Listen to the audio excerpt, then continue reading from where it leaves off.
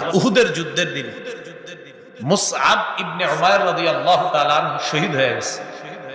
মুসআব ইবনে উমাইর ওই সাহাবী যেই সাহাবীরে দেখতে অনেকটা আল্লাহ রাসূলের মতো দেখা যায়, সুবহানাল্লাহ, নবীজির মতো।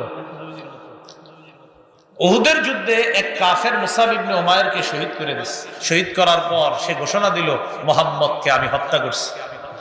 আসলে কি মুহাম্মদ সাল্লাল্লাহু আলাইহি সাল্লামকে না, ওই যে চেহারা একটু মিল থাকার কারণে মনে করছে এটাই মনে হয় আমি হত্যা করছি। উহুদের ময়দানে কাফেররা খুশি যে আজকে বাস মুহাম্মদ শেষ। আসলে রাসূলের এক সাহাবী শহীদ হয়েছে। তার ব্যাপারে হযরত খাব্বাব রাদিয়াল্লাহু তাআলা আনহু বলেন, হাজারনা মা রাসূলিল্লাহি সাল্লাল্লাহু আলাইহি ওয়াসাল্লাম, মক্কা থেকে হিজরত করে আমরা মদিনায় গেলাম। যাওয়ার পর ফামিন্না, আমাদের মধ্যে এমন এমন অনেক সাহাবী, যে সাহাবীদের শুধুমাত্র